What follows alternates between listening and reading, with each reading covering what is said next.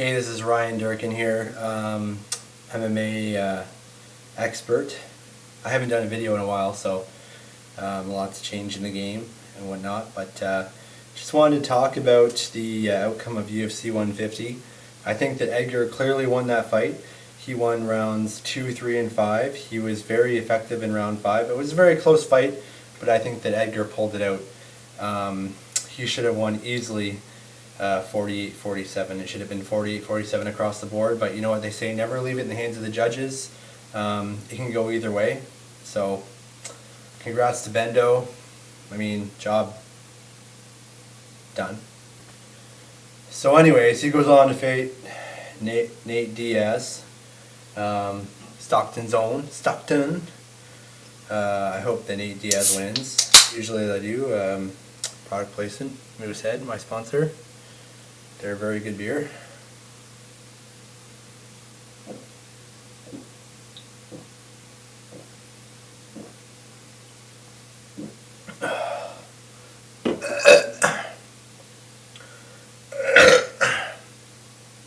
So, Cowboy Cerrone looked very impressive tonight.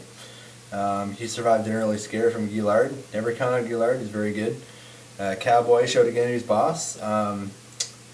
You know, Cowboy's a really good fighter, but you know, you just have to wonder because he was picked apart by Nate Diaz so easily, and it's almost like it was a fluke. I mean, I don't know if that's how that fight would go out 10 out of 10 times. I mean, you know, Diaz is amazing on the ground too, but you'd wonder how things would go, but whatever. So Diaz gets the next shot. I really hope that he takes it to Bendo. I hope that, I'm sure every MMA fan for the lightweight title division just wants a finish because we're sick of these close fights. We've been doing it for 2 years now, close title fights in the lightweight division.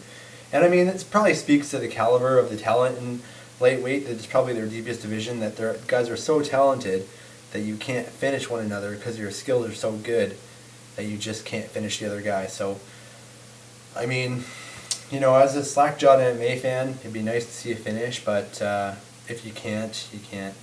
So, talking about future events, next week is Rousey versus Kaufman. You'll have to forgive me because off the top of my head I can't remember the other fights on the card. I can only just remember Rousey and Kaufman. I sincerely hope that Kaufman smashes Rousey. I was a big fan of hers going into the Miesha Tate fight. I think that Miesha Tate's really hot too, but she's a little crybaby. Her and her boyfriend, Brian Caraway. Him saying he wanted to fight Ronda Rousey was totally uncalled for. Saying you want to fight a girl, come on, bro. Come on, bro. But no, you know, like they say, the fight isn't marketed as well because Kaufman's ugly. Because she forgoes the glamorous spotlight of MMA. Whatever, man. You know, I don't think she's ugly. I'd probably do her if I was hammered.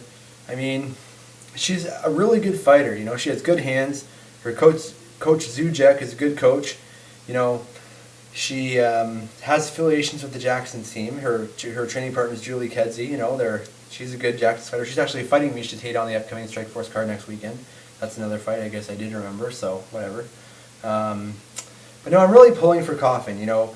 But the one Achilles heel that she has, her loss to Marloes Conan, was by armbar. And we all know that is Ronda Rousey's bread and butter.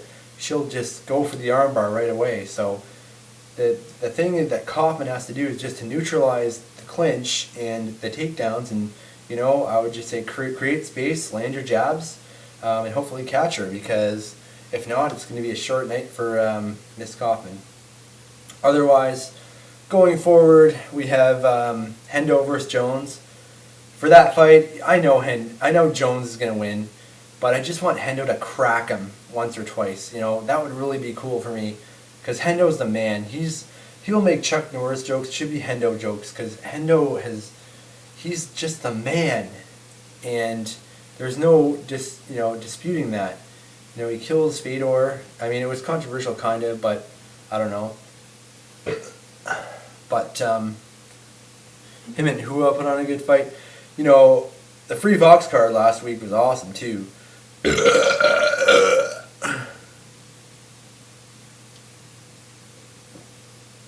Hua He looks like he's wearing a diaper when he fights, but he's amazing. You know, he has zero cardio, and people always think that he was 45, but he's 30. He's only 30. Because he's been fighting top competition for 10 years. What fighter can say they've done that? So he's 30 in age, but he probably is 45 in fighting age.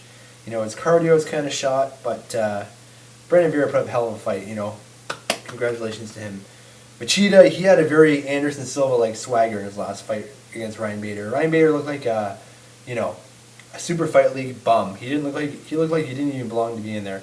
He had no idea what was going on, and I hope that if Machida fights Jones again, that the outcome's a little different.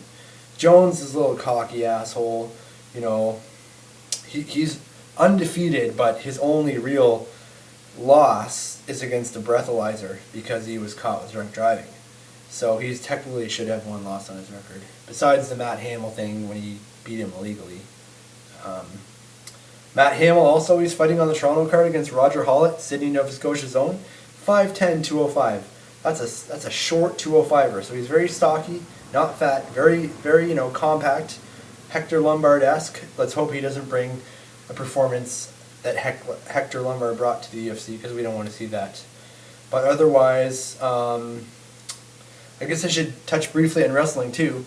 CM Punk recently tweeted that John Jones should not deserve an international Nike spotlight because of his drunk driving. I agree and I disagree. I mean, CM Punk's just complaining because he's a straight edge guy, and I love CM Punk, he's awesome, but I mean, John Jones is going to get it anyway just because they're trying to get that international fame for him. I'm personally not a fan of John Jones because he's essentially ducking Anderson Silva because he's saying, I'll lose sponsorships and if we fight, and I don't want either of us to lose to each other. Come on, bro. Come on, bro. And I think Anderson Silva calling out GSP looks bad because GSP's way smaller than him and it's an easy fight for him. It's big money, but I think the GSP has everything to lose in fighting Anderson Silva. Just coming off knee surgery, he's got to fight Carlos, the marathon runner, Condit. Carlos says in his pre-fight with Nick Diaz, we're going to go to war with warriors. Apparently, being a warrior to Mr. Condit is running for 5 rounds. But no, I don't know. But I don't want to keep this running too long, so I'll just,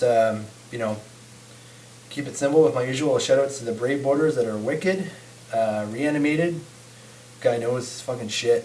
Fucking Stallion Force is a force to be reckoned with. Rook, you're gay and boring. Rook is pretty cool. We've had some back and forth, but I'd say he's a genuinely good guy. Always inertia. Cheers to that motherfucker. Hellrider, he knows his MMA shit too. President Bagel is weird as fuck. I think he's pretty cool.